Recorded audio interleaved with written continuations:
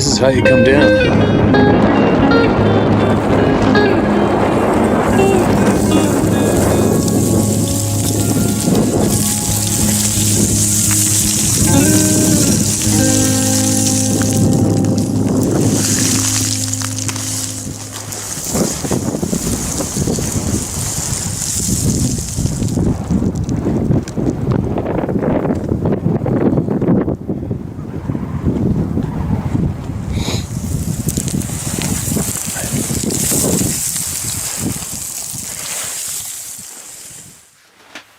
Whoo-wee! I am home. That was a long haul to get back, man. Oh my god, the forest fire. It's really screwing up a lot of things for a lot of people. How long was that? Maybe due to traffic going so slow, although I did pass everybody eventually, but it's unfortunate when you get on those gravel roads that are like your backyard and these people are doing 20 kilometers an hour. Lines of them. It's like, oh my god, this isn't happening. Already it's going to took around 4 hours to get home after traveling 1.5, 2.5, 3.5. Yeah, it probably took 8 hours to get home altogether with the boat ride. Then I have to finish it off driving behind nervous drivers on gravel road when you normally rip along there doing 80 or 90, right? Anyways, got her done. And I'm back. Now, handful of things I wanted to share and talk about with all you guys. Where's my phone? Hold on a second. Alright, now listen to this. I'm sure most of you have heard about this. If not, you have to hear about this. There's a plane crash in, where's it, Colombia? In the jungle. The adults died and 4 children lived, survived the plane crash. I know the majority of you must have heard about this. These children were aged 13, 9, 4, and 11 months, and they survived 40 days in the jungle. What? Tell me that ain't gonna be a new movie coming up, right? 40 days. Apparently they had to go get some indigenous trackers, indigenous trackers from the area to come and help try to track these children down once they found the wreckage, and because the kids were on the move. One time they found a diaper. You imagine that, going to investigate that crash site. You know there's supposed to be some children on it. They're gone. You don't know if they're dead or alive. And you start looking for them, and you start tracking them, and you see that they're on the move. You find a diaper one day.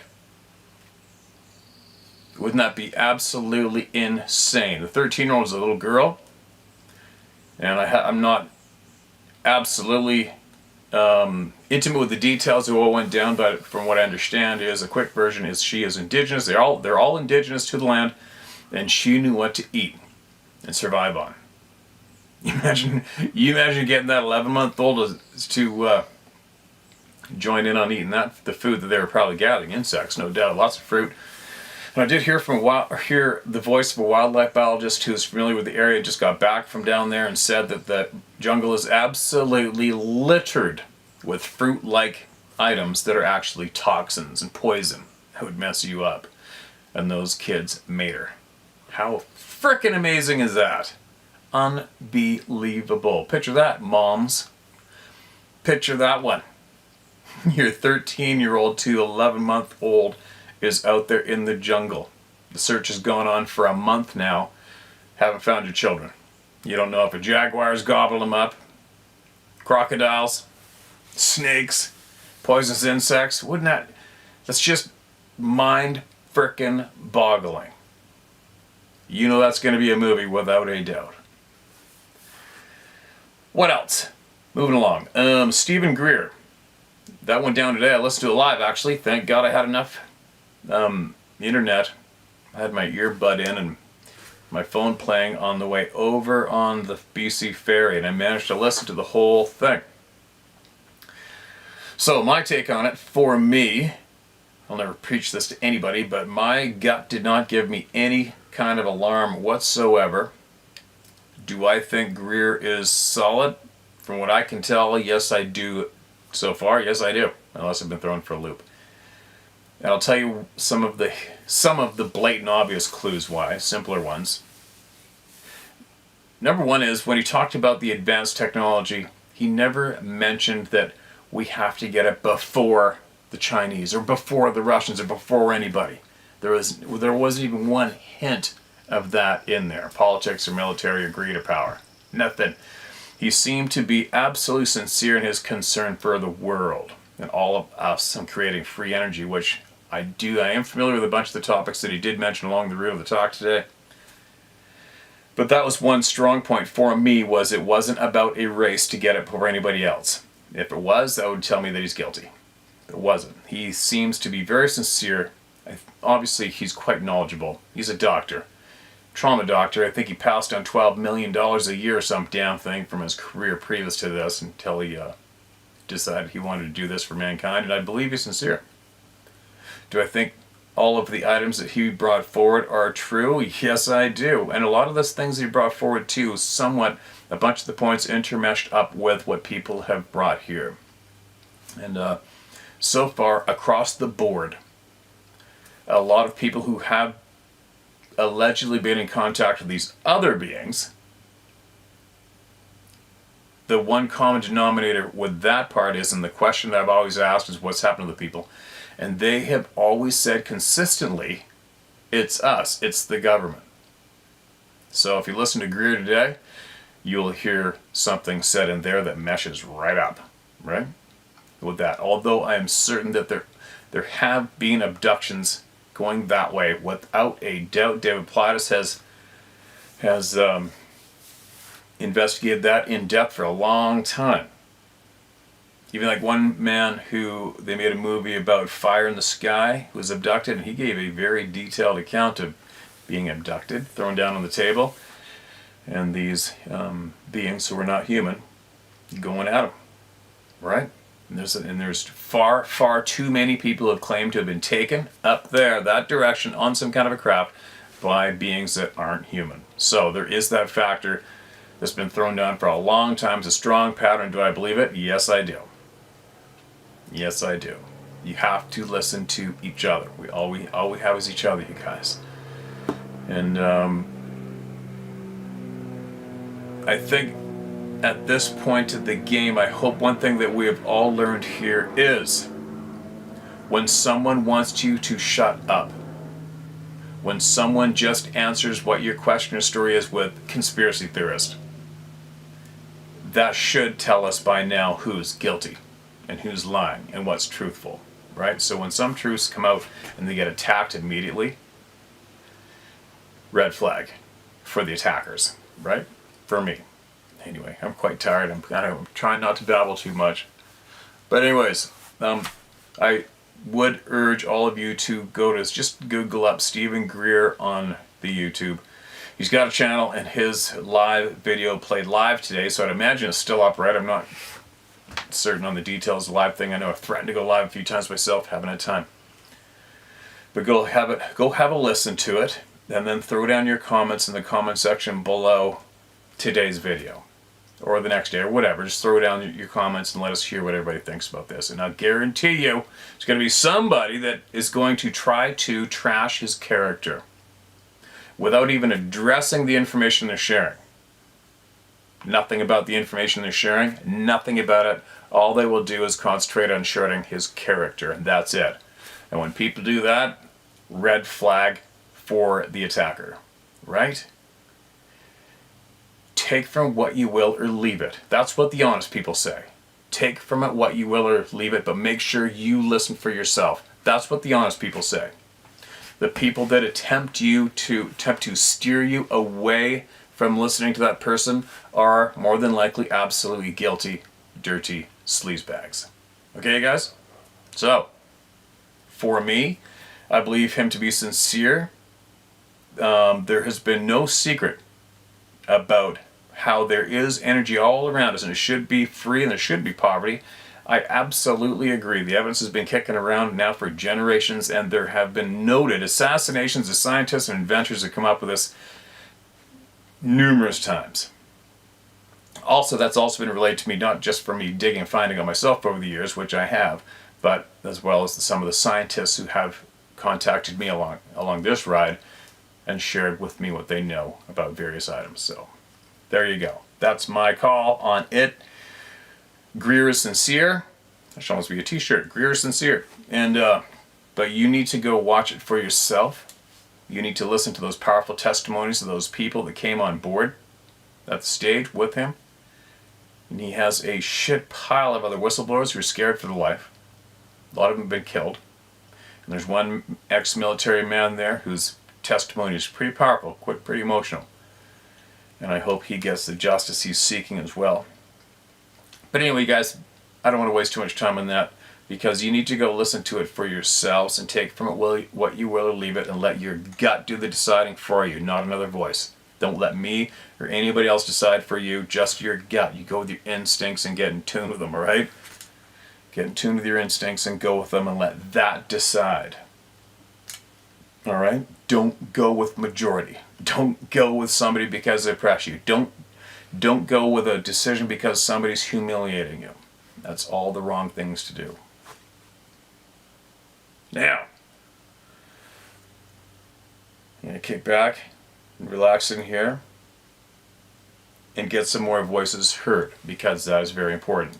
Getting the voices, the majority of the population, up to speed with honest facts. And that's one thing I can do, is I can keep doing that.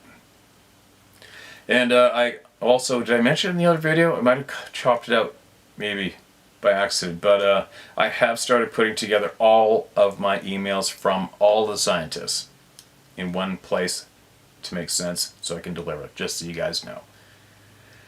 And it's a lot to do. If you follow this channel, you know that I have a lot to do. I have little time, but I make sure I do this every day. And now I'm going to start chipping away at getting all those emails together and delivering them smoothly to all of you. All right? Just so you know. Now, what do we got? One more mention. Before I get going, one more mention. There was a large shadow in yesterday's video, and it went across the ground, the bank, where the trees were logged off. Now that tree line, that shadow was about, I would say, around 650 to 700 meters away from me. So if you thought that shadow may have been a bird, you couldn't have been more wrong. It was a lot larger than that. But there is a popular paraglider jump on the same mountain back and behind me. So I did not hear anything, but I've had those guys before on a different mountain. I was filming one time years ago on the top of a mountain, and all of a sudden this crystal clear voice came out right above me. And I looked up and scared the shit out of me, and here's this dude hanging in a paraglide thing. I don't know, he might have been 50 yards above me. It was pretty cool, but it was very silent. So, looking at the pattern of that shadow on the ground, I would imagine for certain there was a paraglider up above me.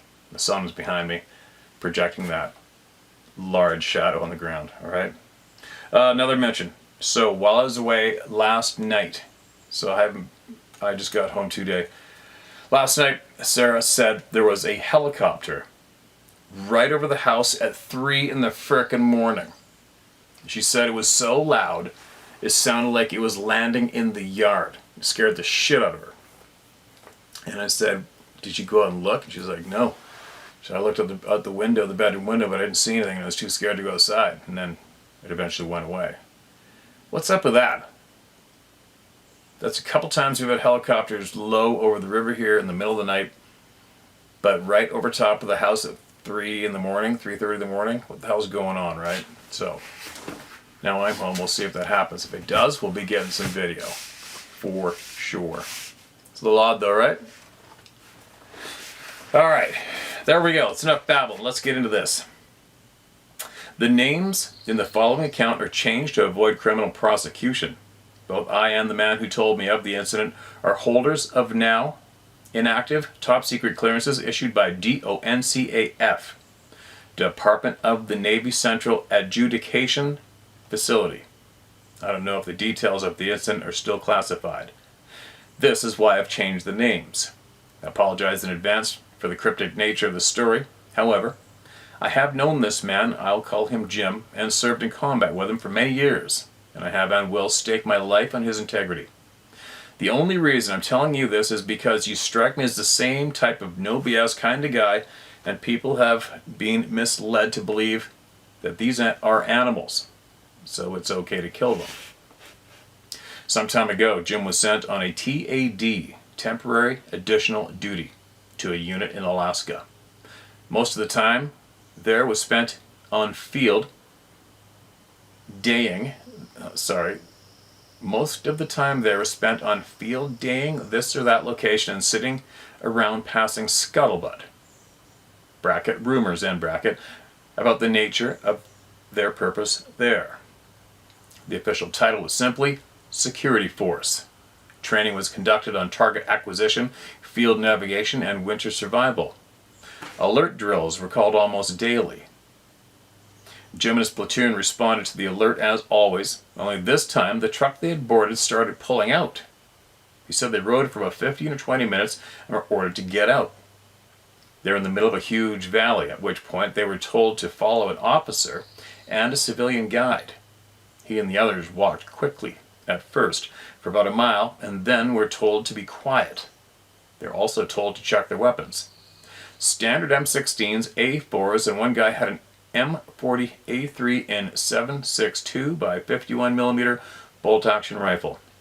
They were told they were there to kill an animal that was a threat to the compound and local residences. Jim told me that he had been on edge until that point because he didn't know what they were up against, but that a hunt for a bear or something was a relief. They spread out in a skirmish line and moved forward, slowly and quietly, with the guide about 20 yards in front of them. They had advanced that way about 150 yards when the guide stopped. They were just inside a tree line on the edge of a large meadow. As the line got to the guide, Jim said he saw what looked like a dark brown bear about another 50 yards into the meadow. The officer pointed to the bear and indicated that there was their target. At that point, he and the others cycled the bolts on the rifles and took aim. That's when the bear stood up. Only, it wasn't a bear. He said it was about 6 feet tall with wide, flat shoulders, not the sloping shoulders of a bear, and the legs were too long to be a bear. Its head was humped and it had long arms. It turned its head and looked at them. No one fired a shot. The thing grabbed something off the ground and started running away. That's when he saw the second one, smaller, in his words, quote, about maybe 4 or 5 feet tall, following the big one. They were quick too, end quote. The officer in charge hollered, "Shoot!" and we opened fire. The first to go down was a smaller one. The big one stopped while still under fire and went back to the small one, dropped to a knee and let out what Jim described as the cry of a mother over her dying child. I saw the hair on his arm stand up when he said that. I shit you not. The rest of the story he told me with his head down, unable to look me in the eyes. We stopped firing when the mother cried out, but the officer ordered us to kill it, so we resumed fire. The mother refused to leave the downed child and took what he said was around 90 to 100 more rounds, and she finally went down. No one moved forward, but they stopped firing and reloaded. He said, quote, we held our position for, I don't know, about 10 or so more minutes. That's when the officer started to walk towards it. The guide told him to stay there, wait, and give us some time to be sure it was dead. About an hour passed with no one talking. He said, we couldn't even look at each other. My gut was churning the whole time and I wanted to throw up. Finally, the guide and the officer walked to the bodies and confirmed the kill. The rest of the platoon were not allowed to view the bodies, but were ordered back to the truck. On the way back to the compound, he saw other military vehicles heading toward the site, but they weren't from his compound. He said, quote, I don't know where they came from. I mean, we were the only military in the area, end quote. Upon returning to the compound, he and the rest of the platoon were debriefed one by one and told not to talk to anyone about the mission under threat of a life sentence in Leavenworth. Both Jim and I are retired now, and both our wives have passed, so we don't have much to lose. I took a couple of shots of Jack and some other war stories to get to this. It took a couple of shots of Jack and some other war stories to get to this one. But I swear every word is true. Jim don't lie, and neither do I. And I'll have words with any man who says this didn't happen. People need to know these are not animals. They are just as human as you or me. I don't know how they came to be, and I don't care. I just want people to know. I hope you can help make that happen. Feel free to email me if you want any more info. Jim won't talk to you. I try to talk him into it, but he refuses. To tell the truth, I think he's ashamed of what he and the others did. He does agree, though, that people need to know. Thank you, Mike. Mike, I think we read this before. If we did, I'm sure there's a lot of people that haven't heard this. If you're still here, throw down some descriptions, man. Tell us what you saw. Tell us what was seen. Give us some details of what that being looked like. I'm surprised if that went down. I'm surprised another one didn't come out and kick your asses. I don't know where did I hear this? It was a recording quite a while ago of a man describing them shooting a couple of these from a helicopter, and it was pretty graphic and pretty disturbing what he reported and shared as well. And a big male too, and I think the male stood his ground, and they shot the shit out of all of them. Pretty creepy, right? That also relates back to what Greer just mentioned in the live feed video today, was the fact that we have reverse engineered some intelligence, some technology that enables us to take down extraterrestrial craft when they're flying into our atmosphere, and thus proving that we are a warring, violent species, right? And Greer also was really stressing on how we need to be more peaceful and kind, and that these other entities that these men are aware of claim to be far more emotionally, technologically advanced, but stressed on the intelligence, the emotional intelligence. They're far more advanced, and they would just want us to be peaceful and embrace peace and kindness. So there you go. You can't really argue with that. We are warring, violent species, right? We tend to want to kill everything we don't understand and think that it's the enemy. Why is that? Why is that? Why do we think we have to kill everything and everything's a threat or a military threat? So far, it just seems like we're the only guilty ones, right? Or the worst ones, anyway. I think it's time we all grew up in that department. All right, now, that's quite the story. Let's see if we get any more feedback on that. Okay, here's another one. Steve, now please don't use my name as my employment may be affected. It was in the late 70s, and I was working as a bodyguard to a very influential man. Okay, now I know we read this one, because I absolutely remember reading that. What's going on? There's 2020. It's in here. It's not read. That sucks. And here's another one. Same thing. All right, I got to get out of here. Let's get. All right. It sounds like I've put up the neighbor's lawnmower. It's not too close though. So, okay, Steve. My name is Brian Zylkowski.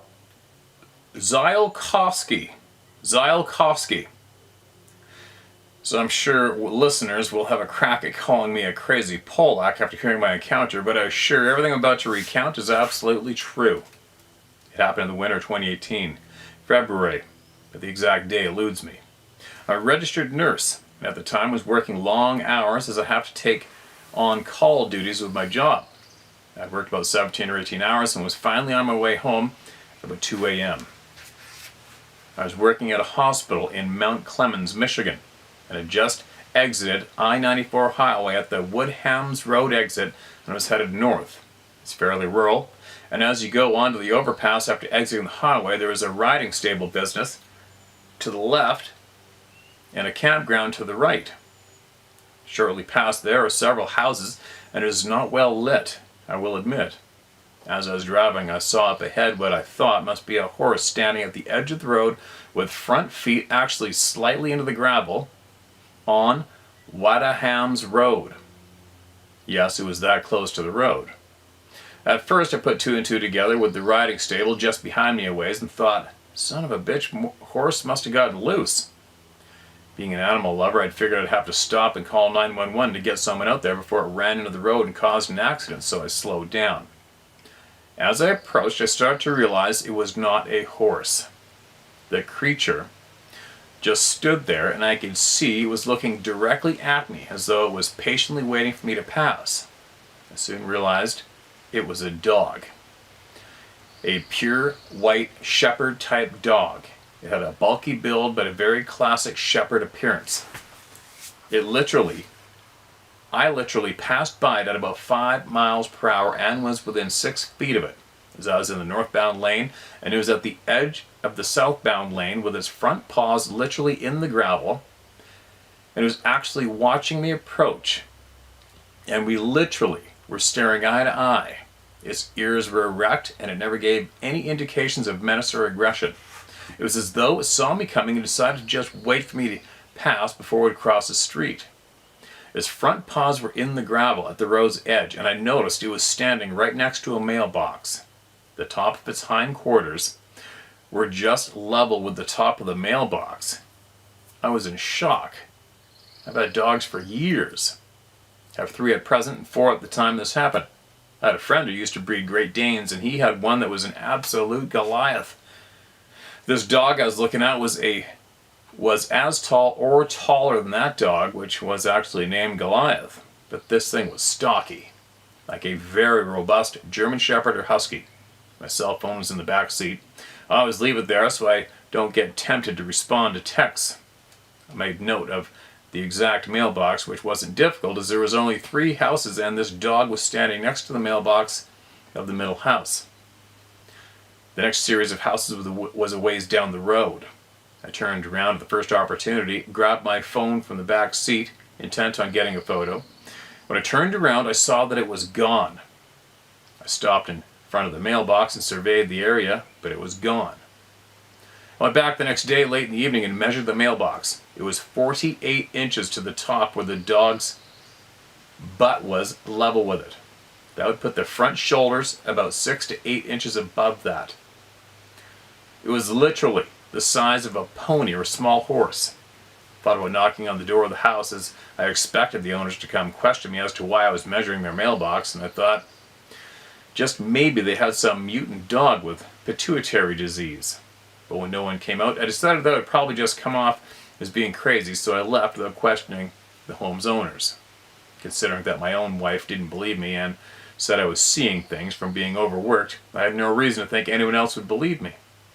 I would estimate the weight of this thing between 500 and 600 pounds. Holy shit. Side note, a very large wolf here in Canada is 130 pounds, is a very large one. Okay, for reference. I think people often underestimate the weight of cryptids. After my sighting, I began searching the internet for world's biggest dogs. The Grand Pyrenees was pretty close to what I saw, but not nearly big enough.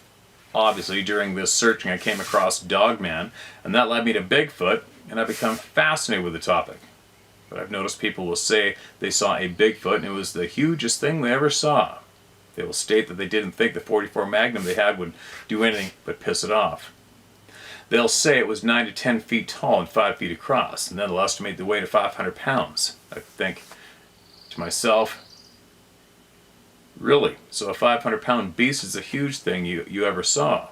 I think a .44 Mag will kill anything weighing under 1,000 pounds, no problem. Imagine a 1 square foot cube. If this 1 square foot cube weighed 1 pound, then how much will it weigh if we double the size? Well, a 2 square foot cube would weigh 8 pounds. The volume being length, width, height. So a 1 foot square cube is 1 by 1 by 1 or 1 cubic foot. If the cube was made of a substance weighing 1 pound per cubic foot, this 1 foot square cube weighs 1 pound. But merely doubling its dimensions to 2 foot per side gives 2 by 2 by 2 or 8 cubic feet. So, doubling the dimensions increases the weight 8-fold. A 6 foot tall man of exact same dimensions and consistency as a 5 foot tall man will weigh considerably more. My point is, I think people are often greatly underestimating the weights of these cryptids. When they say the ground literally shook from the steps the cryptid took, but then estimate the weight at 500 pounds, it makes you think maybe it's closer to 1,200 pounds. But anyway, back to the story. My home is about 3 miles from where I saw this thing, and I was really rattled. We live on 9 acres of beautiful wooded land. We're out in the country and have deer, turkeys, sandhill cranes, and coyotes all around us. Our woods have well-maintained trails wide enough for my Massimo to drive through them. Massimo. Don't know what that is. And I was really concerned. As I said, the beast I saw never showed aggression. It actually reminded me of a friendly pet dog, and if it had been 10 times smaller, I would have felt comfortable trying to pet him or her. But it was massive. I began to carry my .45 Glock when at home. 3 nights after my sighting, I came home from work, and my wife said she heard coyotes very close to the house, just beyond a swampy area that borders my property. She said they were making ungodly racket. This had never happened before, and although I often saw canine footprints in my woods, I'd never seen nor heard a coyote on the property. About a month later, my daughter and her boyfriend took the Massimo to ride the trails in our woods and found a dead turkey lying at the entrance to the woods. The turkey was laid out right at the entrance from where my lawn meets the woods, right in the center of the trail. The breast meat was removed, and it was a very fresh kill. I thought, this is strange, but I figured a coyote probably caught a turkey on the trail and managed to kill it. But it seemed to be literally displayed at the trail entrance. The next day, my daughter said she had found a large rodent dead, laying in the exact same spot as the turkey had been. She said she left it for me to see. I found what I'm guessing was a muskrat laying in the exact location where the turkey had been the day before. It was in rigor mortis when I got to it, but it was fully intact. No sign of anything having been eaten from it. Well, now I thought someone was doing this. But the very next day I decided to walk the trails after getting home from work around 5 p.m. What I found at the entrance to the trail still baffles me. We had a pair of sandhill cranes nesting in the middle of the 2-acre swamp bordering our lawn. I loved them. They make the loudest clicking, croaking trumpet sounds every morning. We watched them circle, then land in the center of the swamp every night, and felt honored that they chose our property to nest on. Now this swampy area is absolutely impassable. It's spring-fed and maybe a couple feet deep in the wettest area, but the majority of it is just muck and cattails. I've tried walking out into it to get a rain barrel that blew over and rolled down the hill and ended up about 30 feet into the swamp. I sunk 6 inches with 4 paces into that muck. There are the underground springs that feed this swamp, and it stays wet no matter how dry it gets elsewhere. My neighbor told me there's quicksand out there and not to go into it. So, to make it short, you can't traverse the swamp, but what I saw on that third night were 4 sandhill crane chicks, laid out perfectly in a nice neat row. No signs of injury, just dead. In the exact, and I mean the exact same spot as the muskrat the previous night and the turkey the night before. I was now totally creeped out. Do you think? I went and bought a trail cam that night and mounted it facing the trail entrance. For the next 3 days, nothing. No dead things, no nothing. So I decided to move the camera to another location. I took my 3 basset hounds and my Glock 30 and headed down the trail. My dogs went into some thick brush and wouldn't come out. I fought my way in to get them out and found them chewing on a deer carcass. There wasn't much left but the skeleton and the fur and the legs missing, all flesh down to the hooves. Never found the head though. I found an area of open field about 30 feet from the carcass where the tall grass and weeds were all matted down with blackened blood everywhere. It looked like that was where the kill was made. Strangely, this area is not far from my house. It's literally only about 150 yards away, but you can't see the spot due to the heavy vegetation and trees. But someone should have heard it. Then I remembered the night my wife heard the coyotes. But what was leaving dead things? Not just leaving, but literally displaying them, right in the middle of the entrance to the woods. Steve, I'm telling you, these dead animals were displayed. They were left literally right at the entrance where my cut lawn enters the woods. The sandhill chicks were laid out in a perfect row with no signs of any injury. No blood, just dead. They were also stiff when I found them. I know this is a bit of a fetch, but I began to wonder, did the beast I saw 5 or so weeks earlier find me? I did have my window rolled down slightly. I do this to help stay awake. If you ever work back-to-back 16-hour days, you'd understand. I've fallen asleep with my eyes open while driving. Could have gotten my scent a month later and found me. I'm only about 3 miles from where I saw it. Anyway, the story doesn't end there. Our vet actually makes house calls. She was out about a week after the 3 days of dead things being displayed to give my dogs their shots. I was telling her about the displayed dead things, and then I said to her, you know, I saw something back in February that I can't explain. I began to tell her about the beast I saw, and my wife immediately jumped in to stop me, rolling her eyes, telling me to stop with this ridiculous story. The vet said, quote, no, tell me what did you see, end quote. I told her, and she didn't laugh. She actually took it very serious and said, well, you're not going to believe this, but I have a customer whose property borders the riding stables there. She told me she saw a horse wandering the trails one night. She was concerned because there shouldn't be a rideless horse out on those trails at dusk. So she got her binoculars for a closer look and said it wasn't a horse. It was a massive coyote the size of a horse. She was quite shaken. My wife had nothing to say. There was a moment of silence then we carried on with our business. I installed a dash cam after that, but haven't had any further sightings. Dead things left on display, or coyote killings, but I never did find the head of that deer, and I did look. And I've never figured out what could walk to the middle of the swamp area to get that crane nest. But wound, then not eat the chicks, but carry them about 1,000 yards away and display them in a perfect row, dead center in the middle of my trail entrance after doing the same 2 nights prior with a muskrat and a turkey. I will add that my daughter noted something strange in the swamp. The cattails were matted down in a perfect circle, about 30 feet in diameter. This is getting frickin' bizarre. They were not matted down haphazardly, but in a crop circle fashion, all laying flattened out in a perfect spiral, like a spinning disc 30 feet in diameter had gently hovered and then lowered to the ground, causing a perfect spiral about 30 feet in diameter in a perfect circle. When she pointed that out, I had no explanation. The reeds and cattails next to the spiral weren't perfectly erect. I thought maybe a whirlwind set down there, but if it did, it didn't seem to do any other damage. End of email. And there you go. Another bizarre frickin' experience. What do you say to that? There's been a lot of the large dog things, right? Well, this is going to be interesting, I think.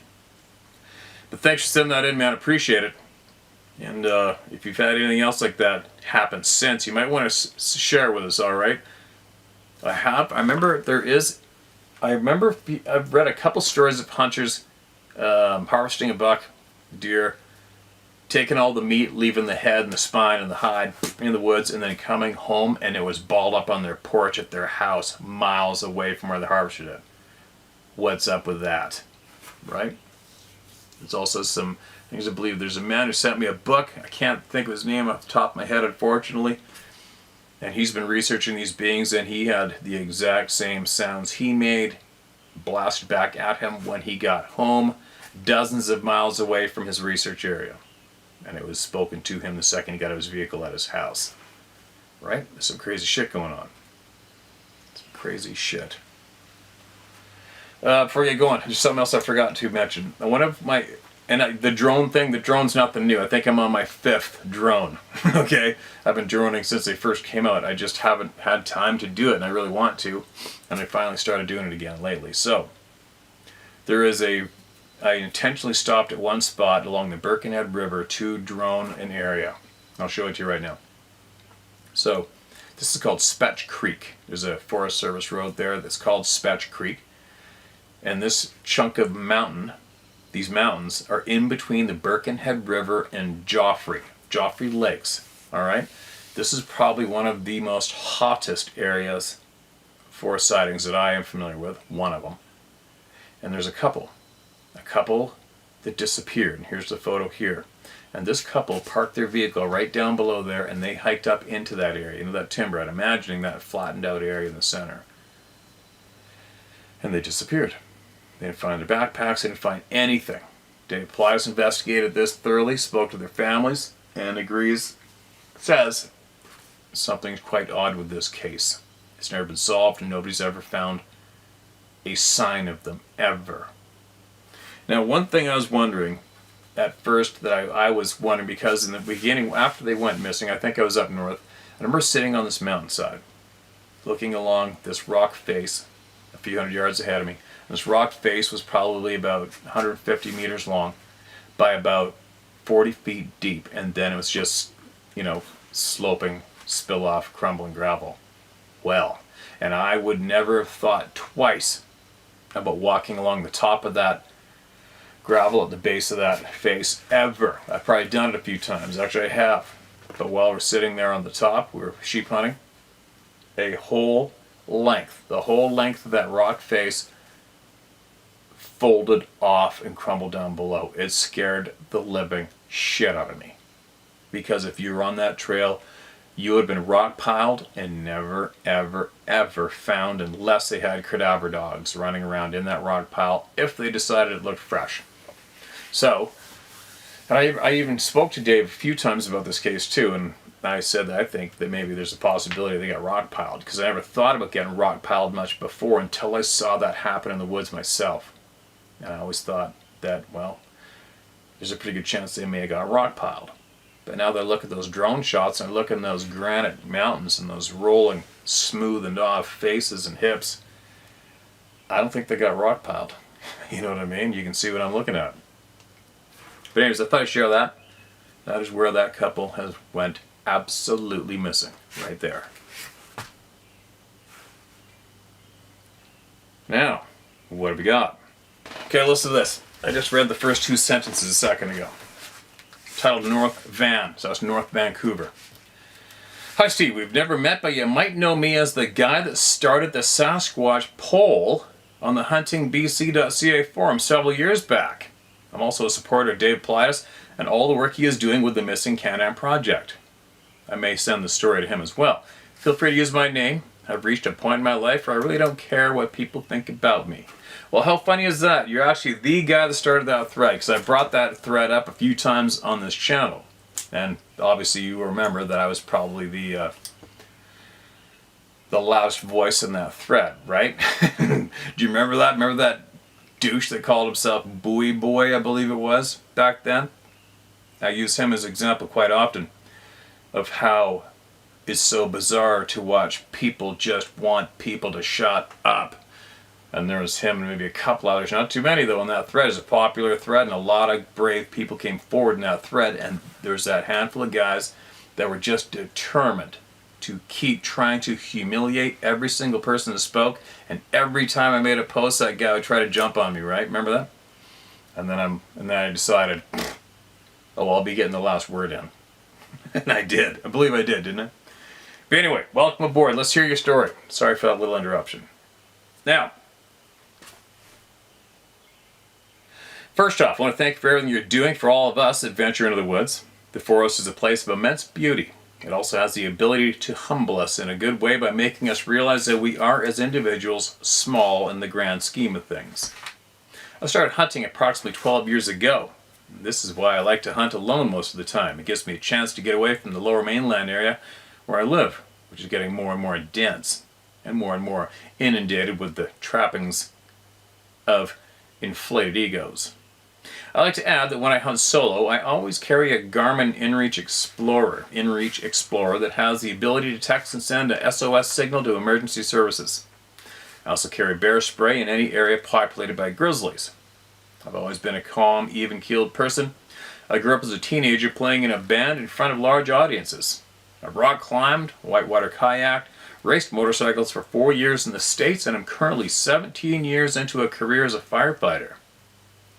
What I'm trying to say is I've always handled myself calmly in intense firefighting situations. The occurrence I wanted to share with you took place approximately 25 years ago when I was around 21 years old. To date, I've only shared this with my wife and 3 of my closest friends, but I feel that this may help others realize that they are not alone with their own unsettling experiences. And here it goes. When I was in my late teens and early 20s, I started learning meditation along with another friend of mine at the time. I found that it was a great way to feel a deeper connection with myself as well as a deeper sense of calm. I also started to notice that the sixth sense that you often mention started to increase as I became better at meditation. It makes sense when I think about it. Meditation helps quiet the often ever-present chatter of the ego in the mind. When that chatter is quieted and we are less focused inwardly, we are suddenly able to be more aware of and focus on the stimuli from our surroundings that our sixth sense is able to pick up on. The chatter of the ego distracts us from these subtle and sometimes not so subtle energies and stimuli. Maybe there's more to it than that, but that theory makes sense to me. During this time, I had numerous strange occurrences that were odd, but nothing as frightening as what happened to me one summer day in the forest behind my house. My parents had bought a plot of land up on the side of the North Shore Mountains, cleared it, and built a house. Beyond our property was nothing but the forest. There was no further development behind us. I was living with them at the time and liked to hike and explore out into the forested mountain, literally from the back door of the house. I've always wondered if there's monster blacktails up there when I look up there. I bet you there is. One summer day I hiked out into the woods and decided to hike uphill and scramble up a short bluff that I had been to a couple of times before. It was sunny, the birds were chirping, and the forest felt warm and welcoming. Previously I had only sat on the top of the bluff taking in the sun and enjoying the view of the city. This time, however, I decided to hike beyond the tree line into the forest that continued uphill at the back of the top of the little bluff. As soon as I stepped through the trees and took several steps in, I noticed that there were no normal forest sounds. The birds had gone completely silent, and there were no buzzing sounds of insects. It was a silence that felt uncomfortable. The forest seemed dark and somehow lifeless. It was also much cooler. The hairs stood up on the back of my neck, and I thought to myself, "Suck it up, princess." And I kept pushing further in and up. I suddenly noticed that I was no longer hiking in a relaxed manner. I was walking carefully and quietly, as if instinctually trying to not disturb something that a part of me knew was somewhere nearby. I felt like this area of forest was devoid of life. Again, I ignored this feeling and kept going. Further up the hill, I came across a short stump that had some melted candles on it. It was a strange thing to find out there, and to this day I'm not sure of its relevance to what happened next. Nearby there was an old burnt-out lower half of a tree. It stood around 8 feet tall and was almost completely burnt through at its base, and I knew it wouldn't take much to topple it. I was still feeling uneasy by my surroundings, but the kid in me thought that maybe pushing it and watching it bump and roll down the hill would break the tension and create a feeling of levity. I gave the tree a quick push, and it snapped off at the base and crashed to the ground and continued to crash down the hill with a great volume. The loud crashing felt like an intrusion to the previous unnatural quiet. All of a sudden I felt a cold tingling on the back of my neck and a wave of fear. I felt like I was in great danger. It was like the still air of the forest was suddenly abuzz with a threatening energy. It felt like I had really pissed something off. I ran downhill fast. I could see the opening in the tree line further downhill that would lead back to the top of the bluff like it was a door to safety. As I was running, as quickly as I could, over the uneven ground, and all the while feeling that there was something running right behind me, chasing after me, I could, quote, see, end quote, it in my mind's eye. So I quickly stole a glance back and saw nothing, but I knew it was there right behind me. I was terrified. I made it to the bluff, quickly scrambled down it, and continued through the lower section of the woods back to my house. At the back of my house was a glass sliding door that I went through into the safety of the house. I caught my breath and nervously chuckled at what had just happened. I remember trying to brush it off because accepting that it as real was too unnerving. Unfortunately, it didn't stop there. I was a bit of a night owl at the time, and I usually stayed up well past my folks until midnight or 1 a.m. The glass sliding door that I'd come in that day entered into the dining room that was next to the kitchen. So at night, I would often come up from my room, which was on the floor below, and walk past the glass sliding door. Walk into the kitchen to have a bite, and then walk past it again on my way back down to my room. However, after my experience in the woods, I felt the same feeling of fear whenever I walked by the glass door at night. I could sense that there was something standing on the other side of the glass watching me. This thing was not friendly. That sucks. This continued on for at least a week. Then it was no longer at the back door looking in. It had moved. I started to get that same feeling while walking past the doorway of our den. And whenever I walked through the den that was next to my bedroom downstairs, it was no longer outside looking in. It was in. I avoided that room, especially at night. I felt the same threatening energy coming from it, especially from the small alcove in the back, in the back corner. I even called my buddy to come and check out the room, and he did. And he said he felt very uneasy and threatened in there. This is creepier than shit. Then one night my parents and my brother were up at the dining room table, and I decided to head up from my bedroom to join them. I stepped out of my bedroom and immediately saw some strange movement out of the corner of my eye. It was as if visual image of the den itself past the doorway was warping or wobbling. It was like I was looking through some sort of visual distortion. Then, as I quickly turned to look fully at it, the visual anomaly seemed to quickly shrink or compress into an orb shape that was glowing, a muted gray color and approximately the size of a volleyball. I was only able to catch a glimpse of the orb as it quickly moved behind the corner of the wall out of sight. This sounds familiar, and if I did read this, it was a long time ago, but this is creepy. I ran like hell up the stairs and stopped, facing my family at the dinner table. I'll never forget my mother saying, "Are you okay? You look like you've seen a ghost." And I said, "I think I just did." I attempted to tell them what I'd just seen, but my brother just scoffed at me, and my parents quickly brushed off the incident. Well, I'd had enough. My buddy suggested that we call an older friend of ours that we considered a bit more of a mentor, as he had been practicing meditation for much longer than us, and he often hosted group meditations, a couple of which we had attended. He suggested I, quote, clean, end quote, the room with some burning sage, while kindly repeating that it was not welcome here and should leave and go elsewhere. Now, normally, even though I am a status First Nation member, I would have laughed at the thought of doing such a thing, but I was desperate, so I did it. Well, I don't know exactly what to make of it, but it worked. I didn't have any issues in that house after that. I didn't, however, ever go back up to that one area woods again. I didn't want to push my luck. I also stopped doing meditation not long after that. I've since come to regret stopping and have recently started to practice it again. I think it's important to hone that sixth sense. I think it's important in order to hone that sixth sense. Being someone that hunts solo most of the time, I believe that having a keen sixth sense might keep me from getting into a bad situation, especially after watching Missing 411 The Hunted. Anyway, I hope that my experience can somehow help someone, somehow.